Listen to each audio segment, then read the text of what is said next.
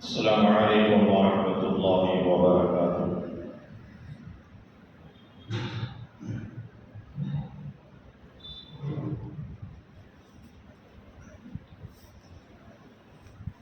الحمد لله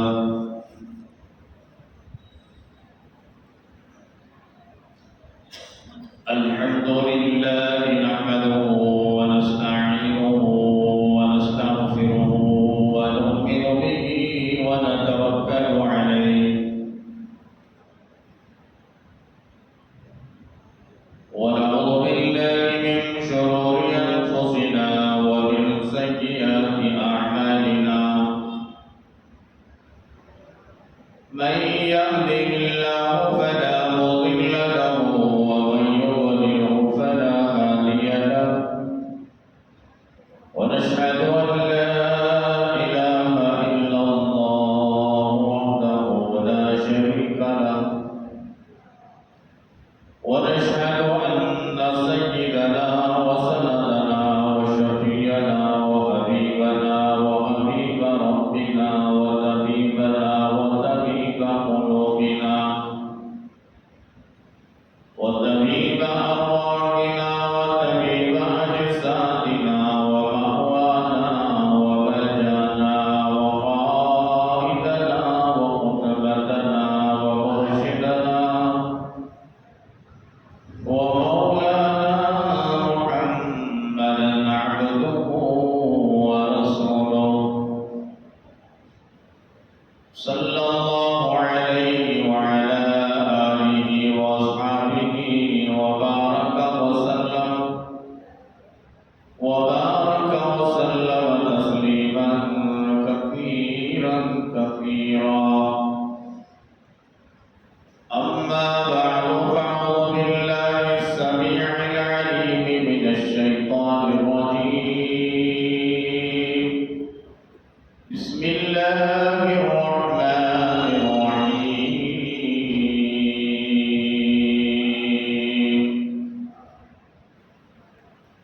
يا أيها الذين آمنوا ادخلوا في السلم كافة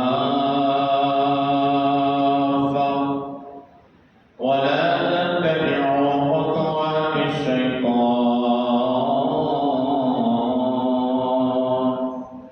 إنه لكم عدو مبين. وقال الله تبارك وتعالى في مقام آخر: يا أيها الذين آمنوا كتب عليكم الصيام كما كتب على الذين من قبلكم لعلكم تتقون.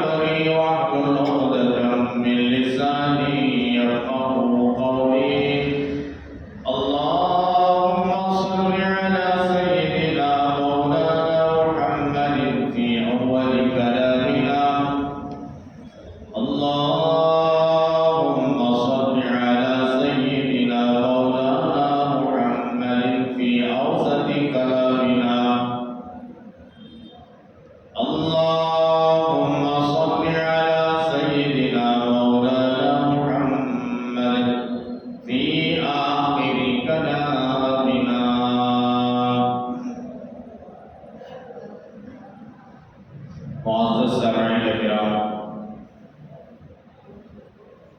7 مارچ سن 2025 عیسوی 6 رمضان المبارک سن 1446 ہجری بروز جمعہ۔ معزز سامعین کرام، بزرگان محترم اور برادران عزیز، اللہ تبارک و تعالیٰ کا بے پناہ کرم ہے، شکر ہے اور اس کا احسان ہے۔ اللہ تبارک و تعالیٰ نے ہم سب کو اپنے پاکیزہ مقدس مطہر دربار میں جمعہ کی ادائیگی کے لیے جمع فرمایا۔ اللہ رب العالمین ہمارے جمع ہونے کو، کہنے اور سننے کو بے انتہا قبول فرمائے، دنیا میں اور آخرت میں کامیابی کا ذریعہ اور سبب بنائے، آمین۔ حاضرین، قریب آ کر بیٹھتے ہیں۔ جو ضعیف ہیں، کمزور ہیں، ان کے لیے گنجائش ہے کہ وہ ٹیک لگا کر بیٹھیں۔ جن کو اللہ تبارک و تعالیٰ نے قوت دیا ہے، طاقت دیا ہے، وہ قریب آ کر بیٹھ جائیں۔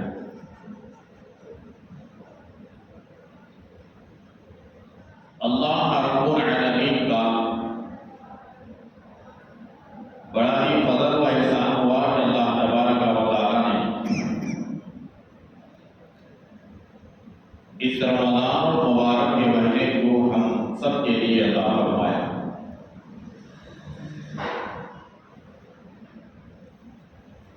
یہ مبارک مہینہ جن کی نصیب میں اللہ تبارک و تعالیٰ لکھا ہے انہیں کو ملتا ہے، اور رات کو چاند کے نظر آنے سے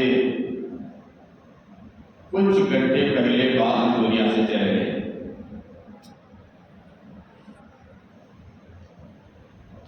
ہفتے کے دن موجود تھے، مغرب سے پہلے پہلے ان کا انتقال ہو گئے۔ اب خوش قسمت ہی اللہ تبارک و تعالیٰ نے اپنا احسان ہم پر فرما کر، فضل فرما کر اس مہینے میں داخل فرمایا۔ اس مہینے میں داخل ہونے کے لیے اللہ کے حبیب پاک کائنات کے آقا و مولا حضرت محمد رسول اللہ، سب کہہ دیجیے صلی اللہ تعالی علیہ وآلہ وسلم، 3 مہینے پہلے دعائیں مانگتے تھے۔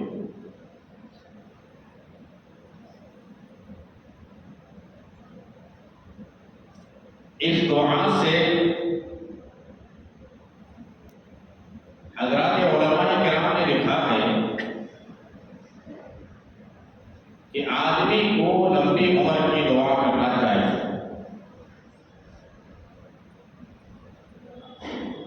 بشرطے کہ اس کی نیت اچھی ہو اور آخرت کی تیاری کے لیے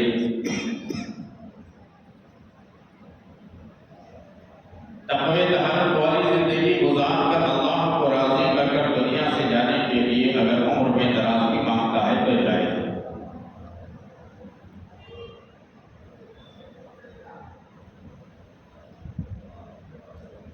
سلف و صالحین اس مبارک مہینے کے لیے بڑے انتظار میں رہتے ہیں۔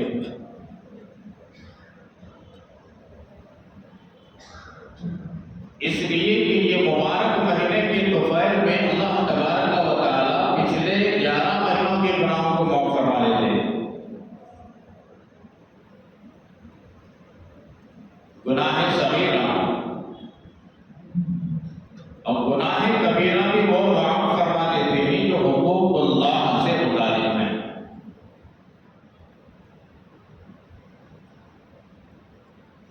اس لیے یہ قاعدہ ہے، اللہ تبارک و تعالیٰ اسی لیے اپنے محبوب کے امتیوں کو وقتاً فوقتاً ایسے مبارک گھڑی اور مبارک ساعت، مبارک لمحات، مبارک دن و مبارک راتیں اور مبارک مہینے عطا فرماتے ہیں۔ کیوں؟ اس لیے کہ اللہ کی رحمت بہانے تلاش کرتی ہے کہ میرے بندے کسی نہ کسی بہانے سے میرے قریب آ جائیں۔ میں ان کی مغفرت کرتا ہوں۔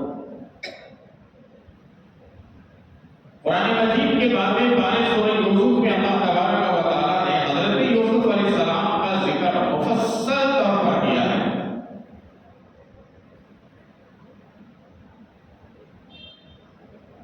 12 بھائی تھے، حضرت یعقوب علیہ السلام کے 12 بیٹے تھے، ان میں سے حضرت یوسف علیہ السلام جو پیغمبر گزرے، حضرت یوسف علیہ السلام ایک پیغمبر کی برکت سے اللہ تبارک و تعالیٰ نے 11 بھائیوں کی مغفرت کر دیا۔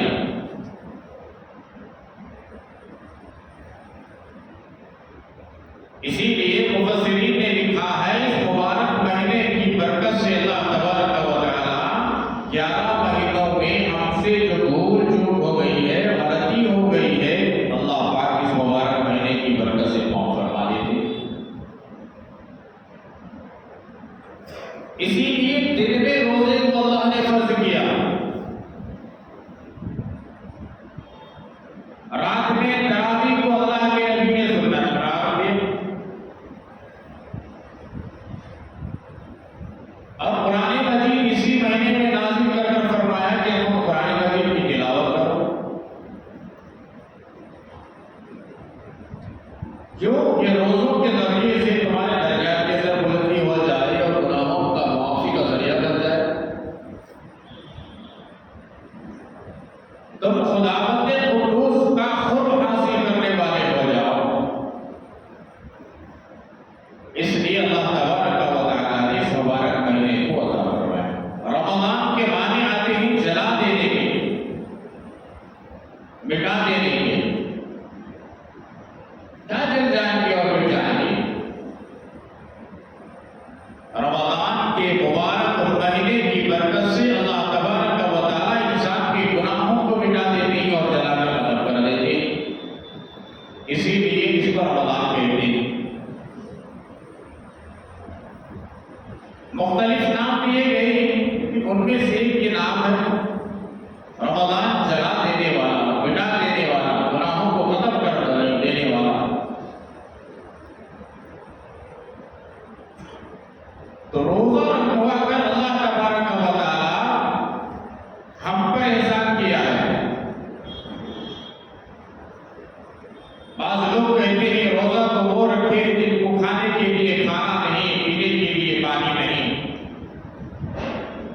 استغفر اللہ ثم استغفر اللہ، ایسے لوگوں کو توبہ کرنی چاہیے۔ روزہ فرض ہے، بني الإسلام على خمس: شهادة أن لا إله إلا الله وأن محمد رسول الله، یہ پہلی بنیاد ہے۔ وإقام الصلاة وإيتاء الزكاة وصوم رمضان وحج البيت، یہ 5 چیزیں اسلام کے پلر ہیں، بنیاد ہیں، ان میں سے ایک روزہ ہے۔ کوئی آدمی کسی عذر کی وجہ سے روزہ نہیں رکھ رہا ہے تو ٹھیک ہے، چلو اچھی بات ہے، شریعت مطہرہ میں اس کی اجازت ہے۔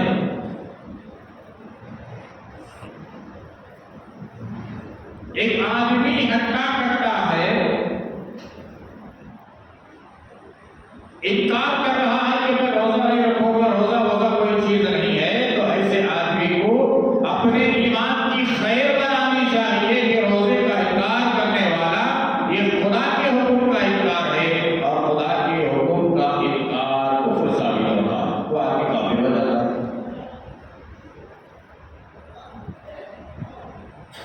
اس لیے روزوں کا اہتمام کرو۔ اللہ نے فرمایا کہ لعلکم تتقون،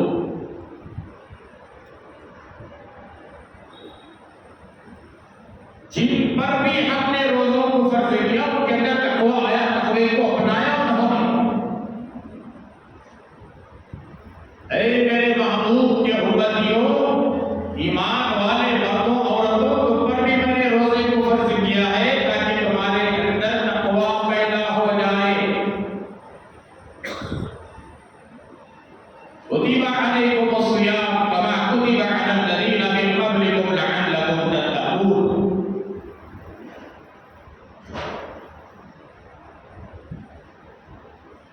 اللہ تبارک و تعالیٰ اپنے بندے بندیوں پر روزوں کو فرض اس لیے نہیں کیا کہ اللہ کے خزانے میں اناج کم ہو گیا، نعوذ باللہ من ذالک.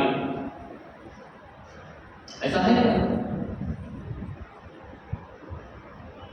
چلو بھی خدا کے خزانے میں اناج کم ہو گیا، ایک مہینہ پوری دنیا کے مسلمان مرد عورتیں روزہ رکھو، کچھ اسٹاک ہو جائے گا رمضان کے بعد میں رزق دے گا، ایسا کچھ ہے نہیں، بالکل. خدا کے خزانے اتنے وسیع ہیں، اتنے وسیع ہیں، پوری دنیا کے انسان و جنات کو اللہ تبارک و تعالی پوری مخلوق کو، چرندوں کو، پرندوں کو، درندوں کو، حیوانات کو، چاہے وہ خشکی کی مخلوق ہو یا دری کی مخلوق ہو یا فضائی مخلوق ہو، سب کو اللہ تبارک و تعالی اناج تقسیم کرنے پر آ جائیں، تمام کو دے کر اللہ کے خزانے میں اللہ کی عزت و جلالت کی قسم کھا کر میں کہتا ہوں رائی کے دانے کے برابر بھی کمی نہیں آئے گی. اگر یہ بھی کہیں تو گستاخی ہو جو خدا کی شان، اتنی بھی کمی نہیں آئے گی.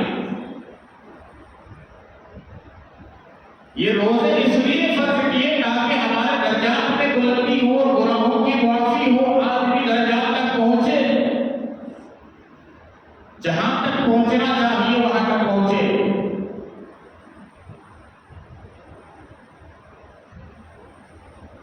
علماء نے لکھا ہے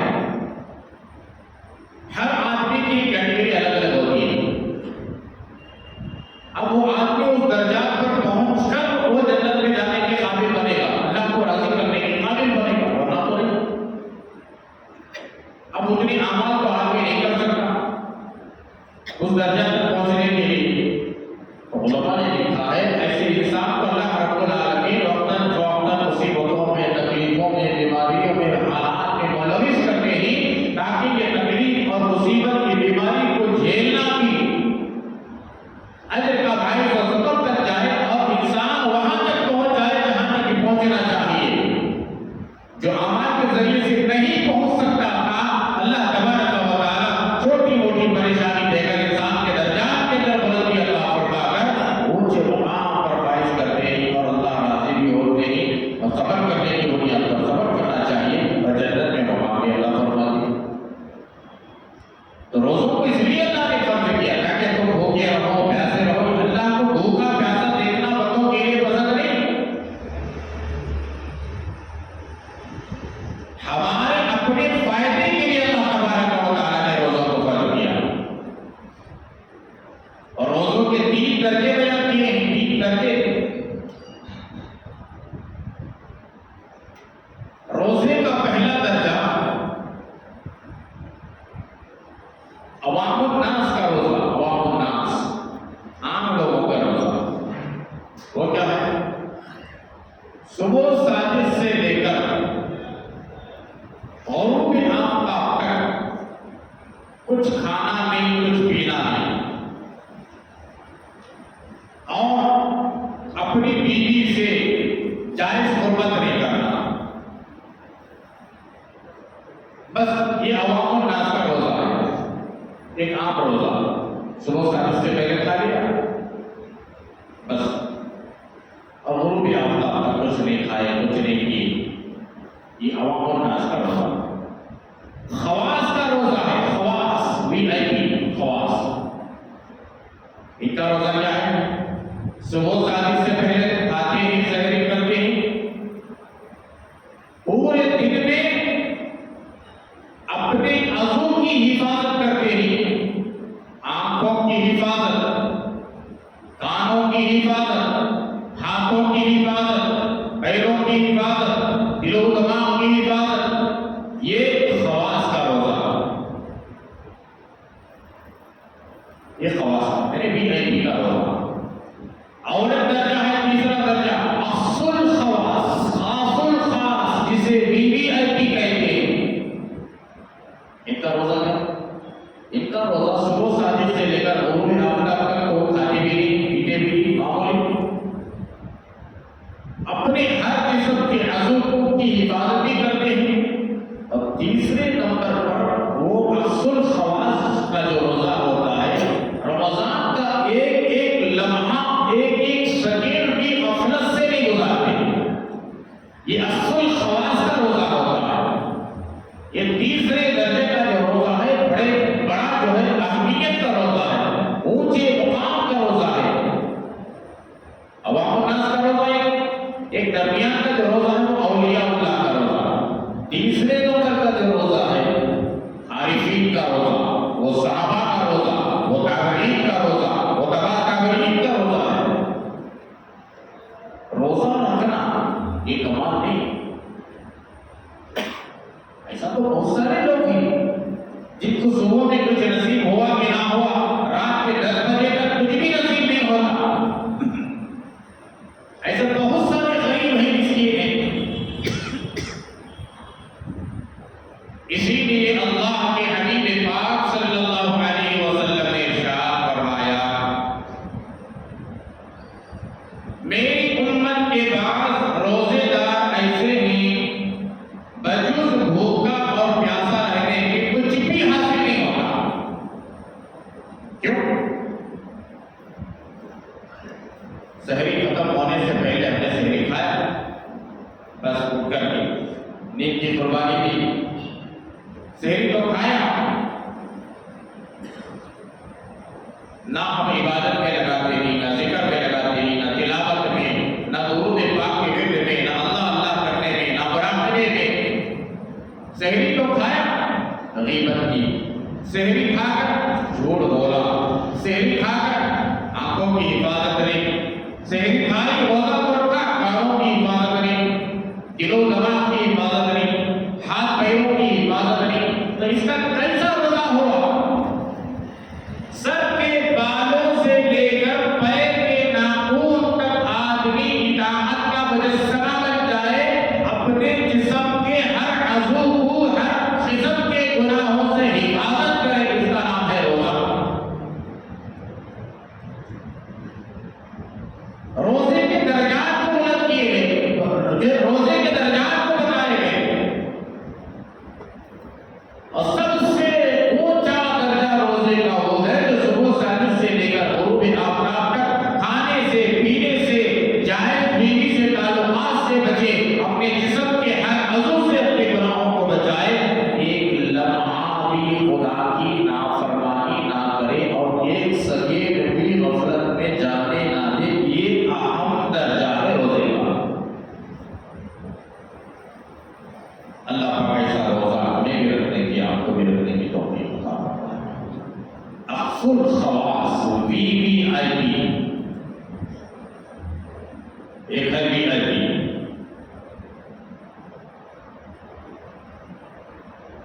اگر کوئی روزہ رکھ کر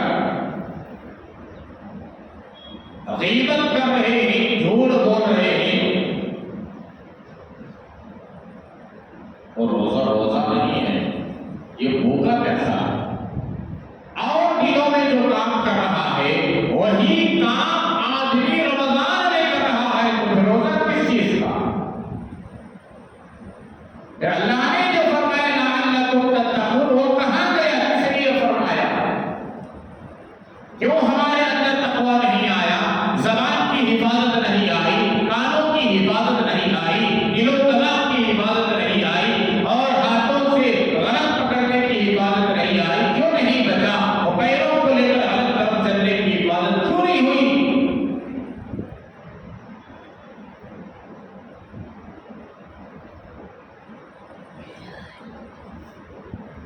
امام الانبیاء محبوب کبریاء محمد رسول اللہ صلی اللہ علیہ وسلم کے زمانے میں ایک عورت نے روزہ رکھا، روزے میں اتنی بے چین ہو گئی، بے قرار ہو گئی، جان جانے کے قریب تھا۔ اس گھر والے دوڑے دوڑے اللہ کے نبی کے پاس آئے، آ کر کے عرض کیا، یا رسول اللہ صلی اللہ علیہ وسلم، ہماری گھر کی، ہماری خاندان کی عورت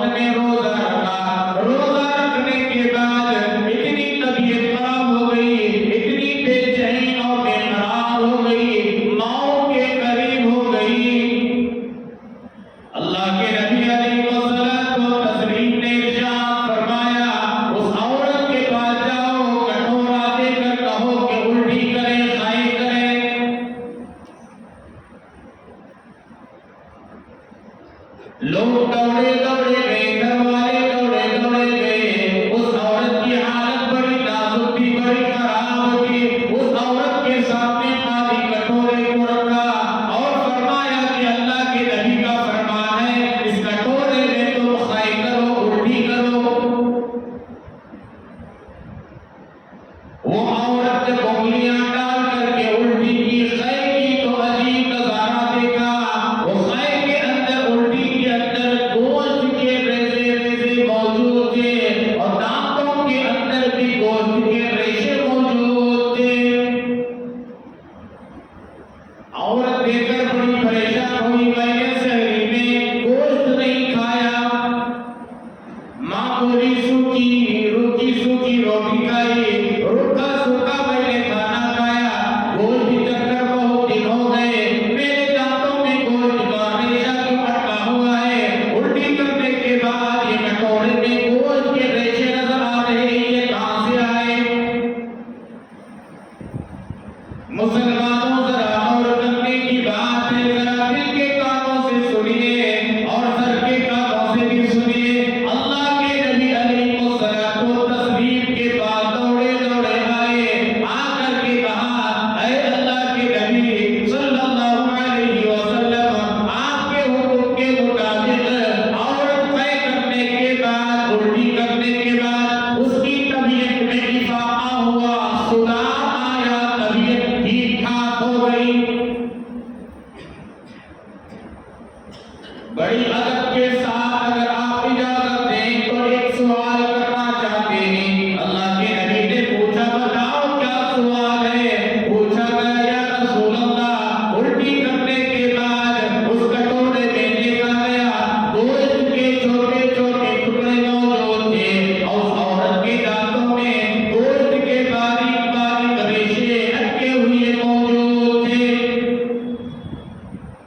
اللہ کے نبی علیہ الصلوۃ والتسلیم نے ارشاد فرمایا وہ عورت تو روزہ رکھی حلال مال سے، روزہ رکھنے کے بعد میں جو اس کی حالت خراب ہو گئی، بے چین ہو گئی، جان نکلنے کے قریب ہو گئی، وجہ اس کی یہ ہے روزہ رکھنے کے بعد لوگوں کی شکایت کیا کرتی تھی، روزہ رکھنے کے بعد لوگوں کی غیبت کیا کرتی تھی۔ اللہ ہم سب کی حفاظت فرمائے۔ روزہ رکھ کر جو غیبت کرتے ہیں ان کے اندر شدت کی بھوک اور پیاس اور تکلیف اور پریشانی پیدا ہو جاتی ہے۔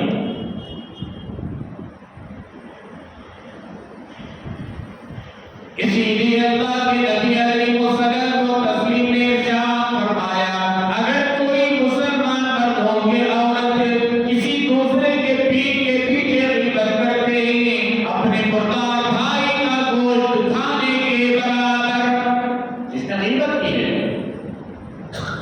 اس لیے اللہ تبارک و تعالیٰ نے بتایا غیبت کرنا اپنے مردار بھائی کا گوشت کھانے کے برابر، اس نے جو غیبت کی ہے یہ علامت بتائی گئی کہ تو نے غیبت کی ہے اپنے مردار بھائی بہن کا گوشت کھانے کے برابر، اس کا تو نے غیبت کی ہے تو تیرے دانتوں میں گوشت کے ریشے بھی رکھے ہوئے ہیں، الٹی کرنے کے بعد اس کے اندر گوشت کے ٹکڑے بھی بتائے گئے تاکہ غیبت کرنے والوں کا یہ انجام ہوگا۔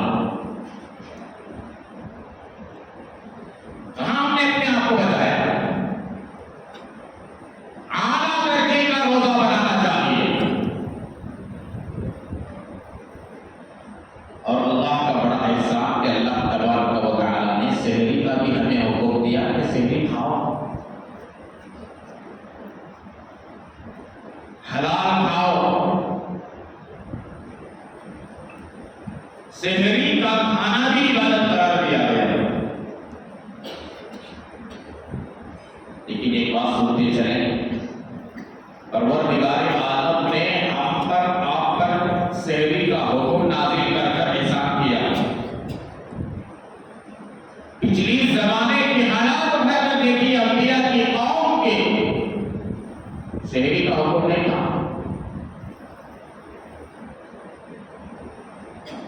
حضرت موسیٰ علیہ السلام اتنے بڑے پیغمبر 30 روزے رکھنے کا اللہ نے حکم دیا کتاب دینے سے پہلے، اور آپ کتاب دینے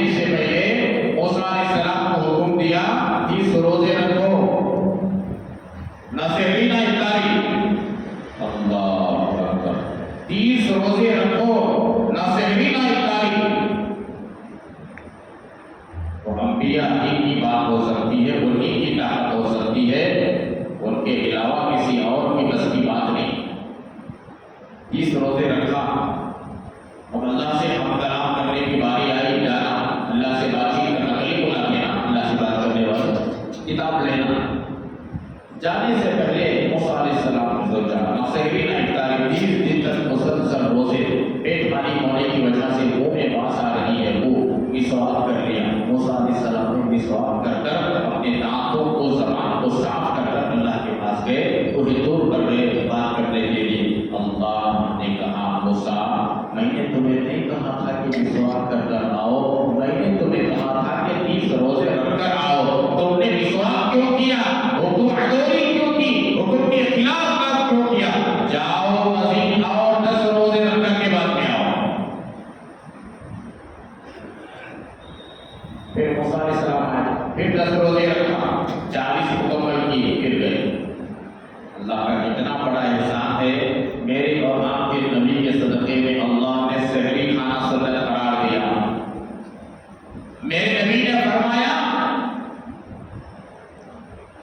سحری کھانے والوں پر اللہ تبارک و تعالی رحمتیں نازل فرماتے ہیں۔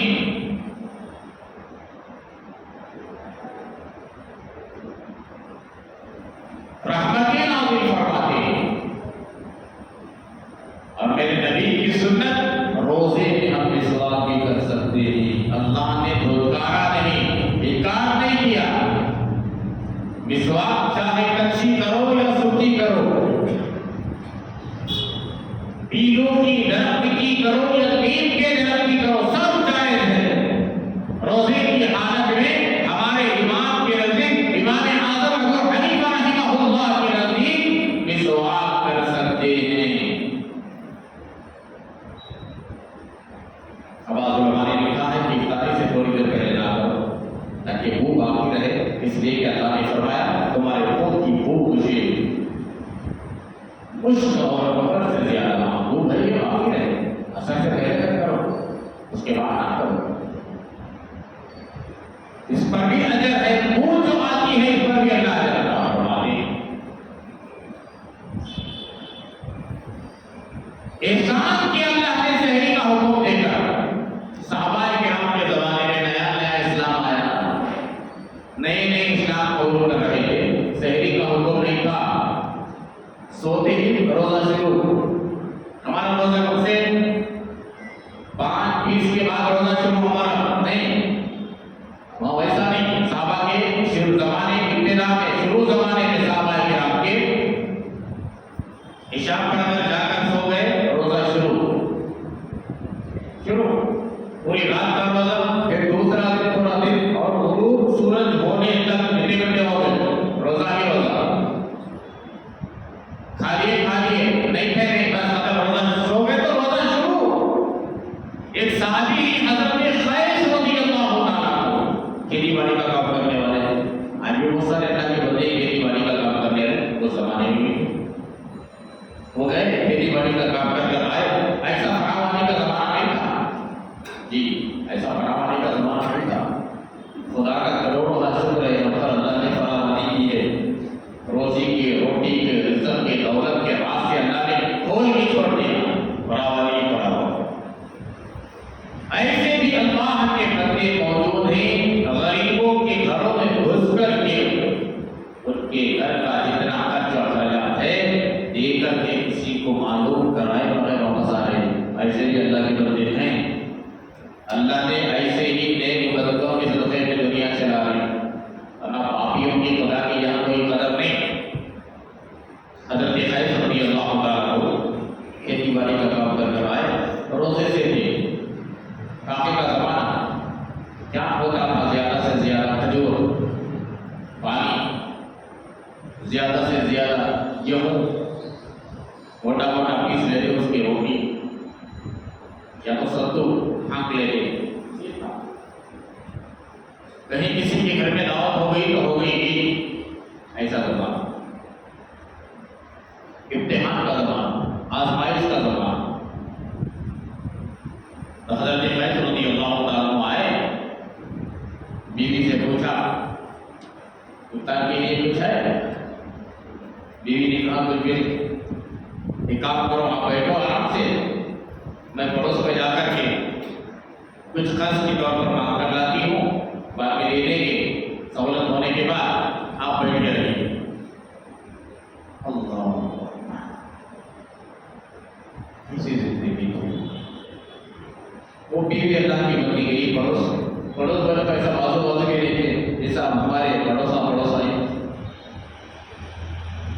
دور دور گھر، آدھا میل کلو میٹر ہم کو میل بولتے ہیں، یہاں بزرگ جو بیٹھے ہیں تو کچھ میل بولتے تھے، میل یہ میل کے 1.5 کلومیٹر تقریباً ہوتے ہیں جی۔ تو جا کر آنے تک یہ صحابی جو تھے حضرت قیس رضی اللہ تعالیٰ عنہ تھکے ماندے تھے، سحری میں بھی کچھ نہیں کھایا تھا، پورا دن کھیتی باڑی میں کام کر کر چلاتی ہوئی دھوپ لے کر پڑوس میں جا کر کسی کے گھر سے کچھ لے کر آٹا وغیرہ جو کہ بھی کام زمانے میں لے کر آنے تک ان کے شوہر حضرت قیس رضی اللہ تعالیٰ عنہ سو گئے۔ بیوی جلدی کھانا لے کر آئی، جو کچھ بھی تھا اس زمانے، شوہر کو جگائی، اٹھو جی کھانا آ گئے، افطاری کر لو۔ شوہر نے کہا نہیں، روزہ شروع ہو گیا، میرا روزہ شروع ہو گیا۔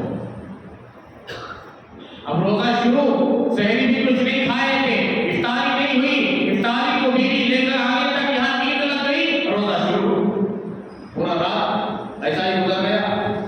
اب پھر حضرت بلال حبشی رضی اللہ تعالیٰ عنہ نے اذان کہی، پھر روزہ شروع دن کا۔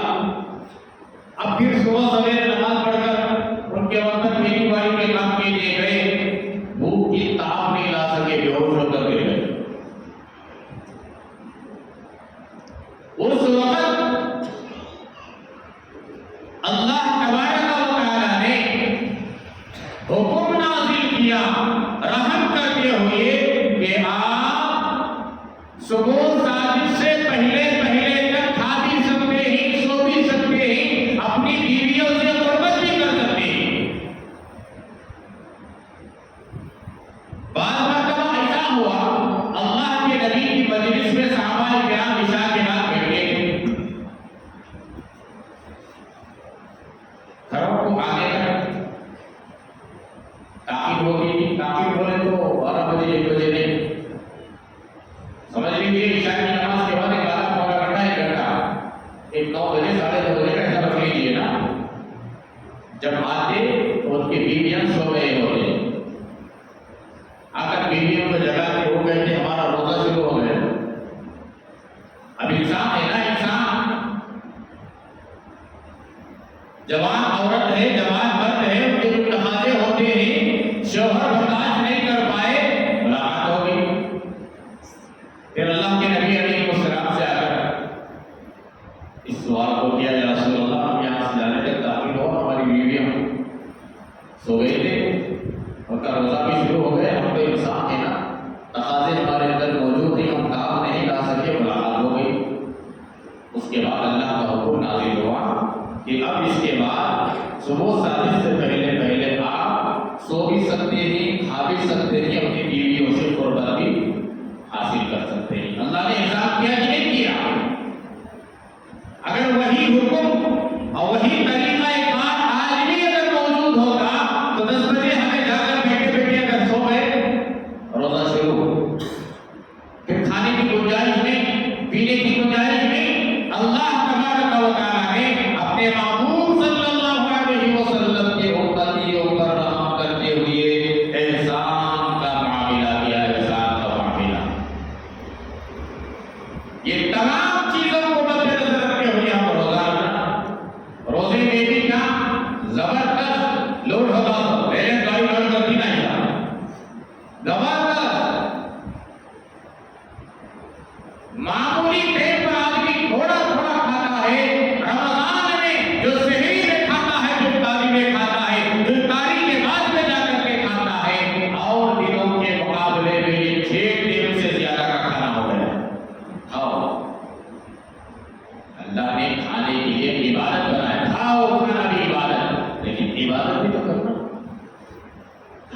روزے کا نام نہیں،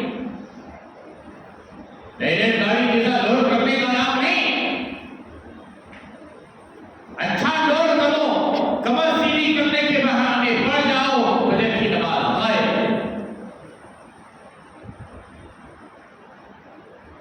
اپنے جسم کو تھکاؤ، وقت سے پہلے اٹھو، تہجد پڑھو، ذکر کرو، دعائیں مانگو، یاسین پڑھو، قرآن پڑھو، پھر سحری کھاؤ، پھر سنت پڑھو، اذان کے بعد پھر مسجد میں چل کر آؤ، اللہ نے سواری کیا ہے سواریوں پر آؤ، یہاں نماز پڑھو، یہاں قرآن مجید کی جو تفسیر ہوتی ہے، اپنے جسم کو تھکا کر بیٹھو خدا کو راضی کرنے کے لیے، خدا کے نبی کو راضی کرنے کے لیے، اب اللہ کے نبی کی محبت میں، قرآن کی محبت میں بیٹھو، آپ نجات کا ذریعہ بنے گا۔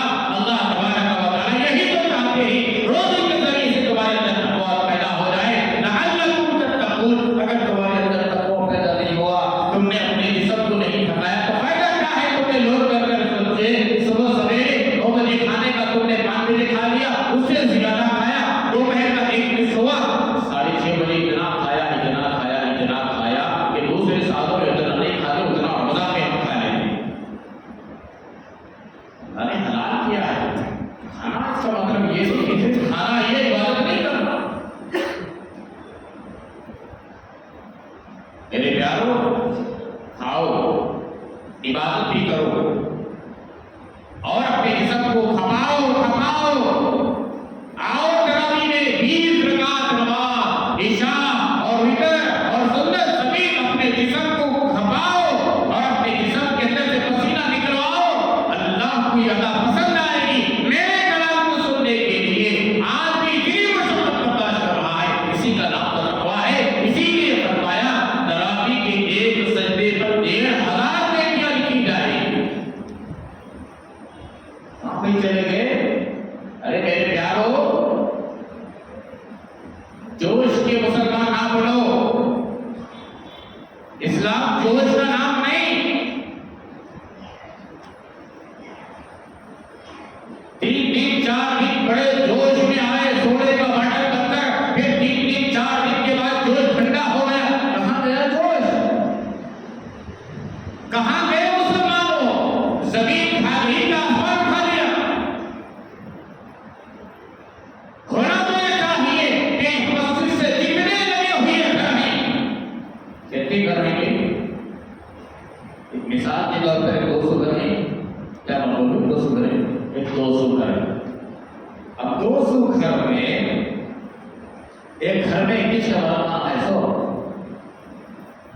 گھر بول گئی، 2 ہیں، 3 ہیں، 4 نہ تو 4 نہ تو 3 بھی نہ تو 2 لگا لیا، ایک باپ ایک بیٹا، کتنے ہوئے؟ 400 ہوئے۔ چلو 400 میں 100 باقی چلے گئے ادھر گئے، وہ مسجد کو گئے، ماں گئے دوستوں کے ساتھ ماں باقی پڑھنے، ٹھیک ہے چلو 300 آدمی کو تراویح پڑھنا ہے، پڑھنا کہ نہیں پڑھنا؟ ارے 2 کی حساب بتا رہا ہوں، یہ کہ گھر میں 3 اللہ کے فضل و کرم سے مسلمانوں کے گھروں میں 3 4 5 رجل ہونا چاہیے۔ ہاں، سامنے والے کو وقت کو ڈرانا تو ہونا چاہیے، نسل کو بڑھانا چاہیے۔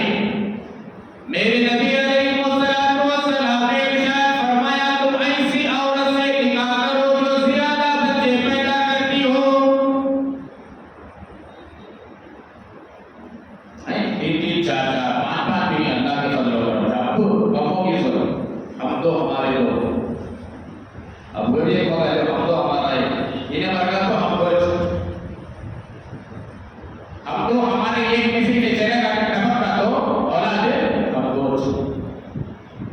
دوسروں کے محتاج ہو جاتے ہیں۔ اپنی نسل کو اپنی استطاعت کے مطابق بڑھانا ہے، تعلیم و تربیت کرنا ہے۔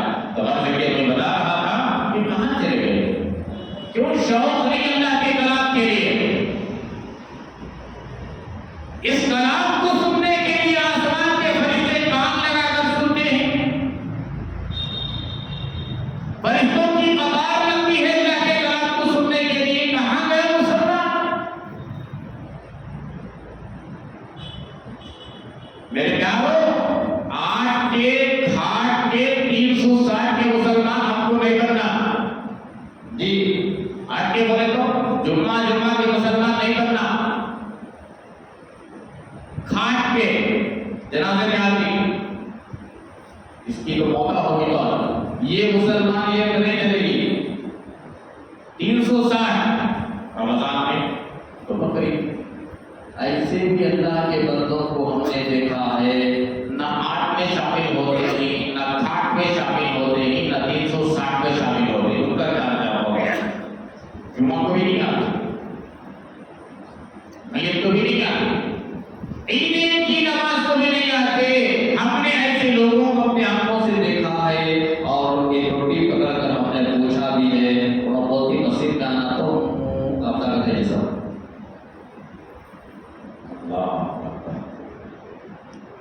قبرستان کو آنا تو منہ کا آتا کرتے ہیں، کلیجہ کا آتا کرتے ہیں، کلیجہ منہ کو آتا کرتے ہیں، عیدگاہوں کو دیکھ کے تو ڈر ہوتا کرتے ہیں۔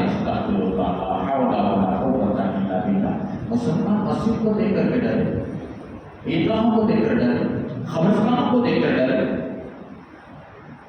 تو بتاؤ اس کے اندر ایمان کا پاور ہے پاور؟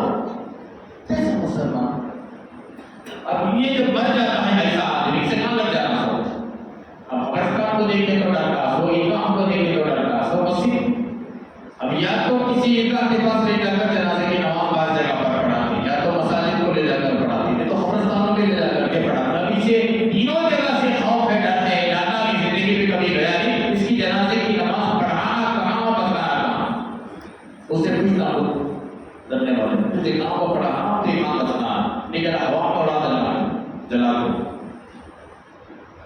پیاروں، روزوں کے ذریعے سے تقویٰ حاصل کرو، تراویح کے ذریعے سے اپنے آپ کو خداوند قدوس کا قرب حاصل کرو، نبی کی محبت دل میں پیدا کرو، اور رمضان کی قدر بڑی ضروری ہے میرے پیاروں۔ بیمار ہے، چھوٹ دیا گیا، ایک عورت کووڈ سے ہے، چھوٹ دیا گیا، ایک عورت چھوٹے بچوں کو دودھ پلانے والی ہے، دودھ نہیں پلائے گی تو بچے کا نقصان ہوگا، چھوٹ دی گئی ہے کہ روزے نے جس کے روزے چھوڑو، رمضان کی باتیں ادا کرو۔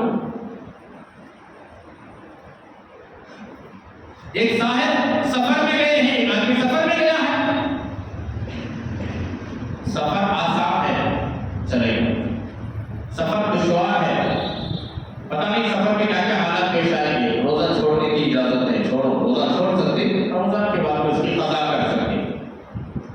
اس کے علاوہ چھوٹے چھوٹے بہانے سے روزوں کو چھوڑنے کی اجازت نہیں، اور اس مبارک مہینے کی قدر کرنی چاہیے۔ ایسی قدر، روزے بھی رکھنا، تراویح بھی پڑھنا، یہ مہینے کو غفلت سے جانے بھی نہیں دینا، دعاؤں کا اہتمام، ذکر کا اہتمام، تلاوت کا اہتمام۔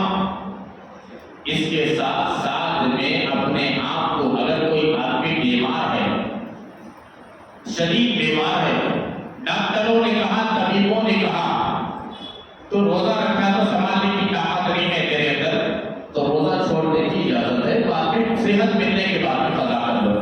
اب ایک آدمی ہٹا کٹا ہے، تندرست ہے، روزہ نہیں رکھتا، دن میں کھا رہا ہے، تو اس کی سزا بڑی سخت ہے، بڑی سخت ہے اس کی سزا۔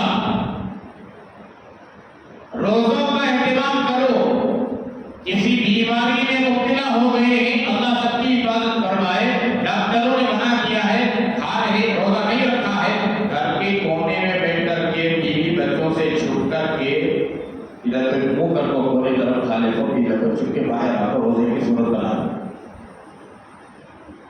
کیوں؟ ڈاکٹروں نے کہا کہ میری بیماری بڑھنے کا خطرہ ہے، ان کو اجازت ہے، صحت ملنے کے بعد رمضان کے بعد روزہ رکھ لو۔ کلم کلا روڈا کو بیڑا پی لے کو، سگریٹا پی لے کو، چایا پی لے کو، بے شرم انسان ہو۔ یہ خدا نے اسی لیے مہینہ عطا فرمایا کہ تم کلم کھلا بیڑی پیتے پیو۔ یہ خدا نے مہینہ اس لیے عطا فرمایا کہ تم کلم کھلا جانوروں کی طرح کھاؤ پیو۔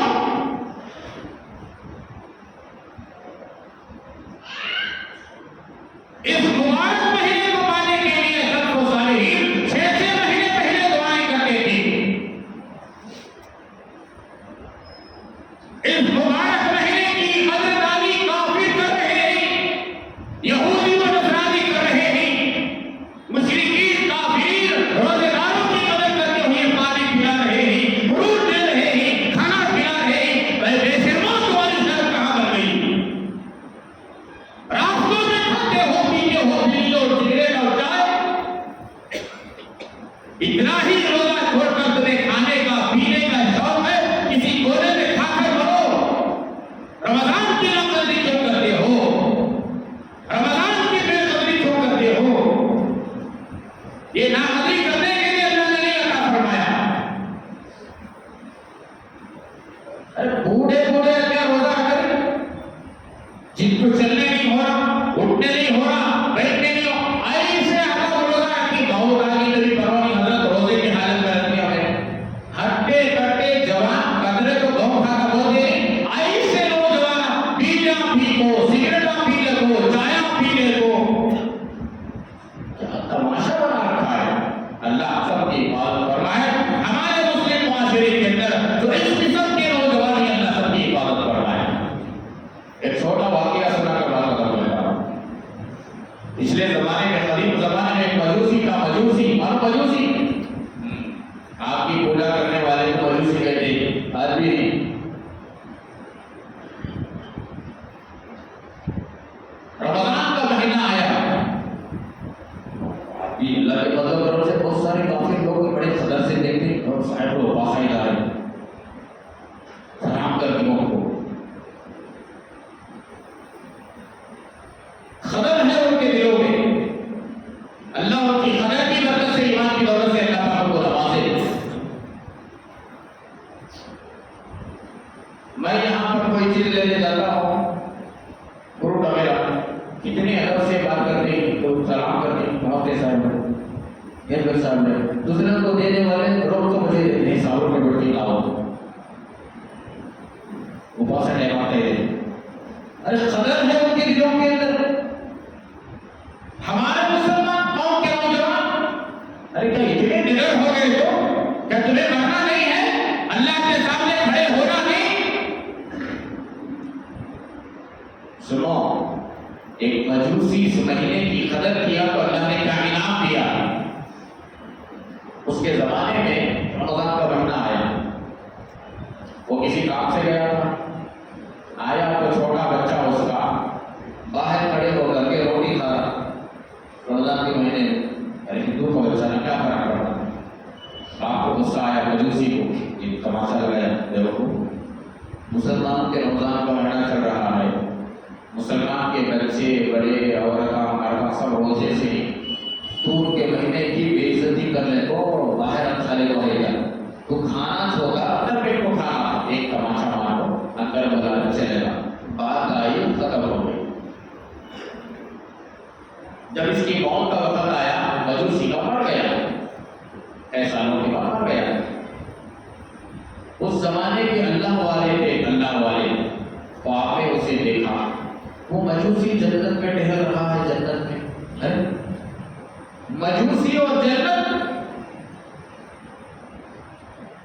یہ کیسے ہو گیا؟ ارے مجوسی اور جنت کا کوئی کنیکشن ہے ہی نہیں۔ ہم سمجھتے ہیں نا جنت ہمارے دادا صاحب کی جنت، جی ہمارے ابا حضور کی جنت، جنت کے ٹھیکیدار ہمیں، دوسرا جنت میں نہیں جا سکتا۔ یہاں دیکھو، ایک ہندو قبلے کی طرف پڑھ کو پیشاب کرنے لگتا ہے، مسلمان نوجوان جاتے جاتے اسے پکڑ کھینچ کو پھرا گئی، ہمارا قبلہ ہے تو الگ کر رہے، بہت چلے۔ ایک چند دنوں کے بعد میں دیکھا تو ادھر کو قبلے کی طرف پیشاب کر لیتا، انہیں پکڑ پوچھا کرتے، میں پیشاب کرتے رہے، تم مجھے ایسا بولے تم کرو، مجھے معلوم کیا قبلہ ہمارا تمہارا بغیر، ہمیں کیسا بھی کر سکتی، ہمیں کیا ہے ویسا، جنت ہماری دادا حضور کی، ابا حضور کی، ہمیں کچھ بھی کر سکتے، جنت کے ٹھیکیدار ہم لوگ، سمجھ نہیں پا، جنت کے ٹھیکیدار۔ تو مجوسی کی موت واقع ہو گئی، جنت میں ٹہل رہا ہے، اللہ والوں نے خواب میں دیکھا، کہا کہ تو اور جنت کیا کنیکشن ہے، تو مجوسی تھا،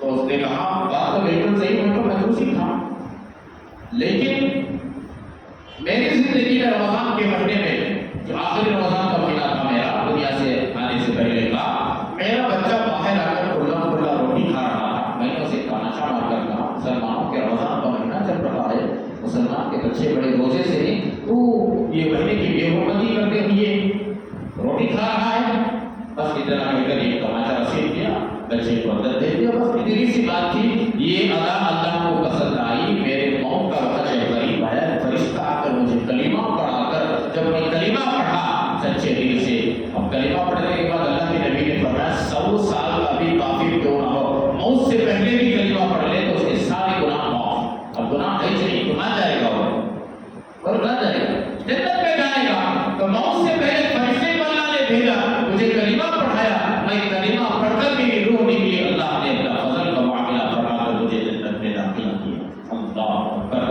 ایک مجوسی رمضان کے مہینے کی قدر کرتا ہے تو اللہ اسے انعام میں ایمان دیتی ہے اور جنت عطا فرماتی، اسے رضامندی کا پروانہ عطا فرماتی۔ میں آپ تو مسلمان ہیں، ایمان والے ہیں، اللہ کے محبوب بندے ہیں، اللہ کے محبوب نبی کے محبوب امتی ہیں، ہم اس مہینے کی قدر کریں گے تو اللہ کیا نہیں ہمیں دے گا؟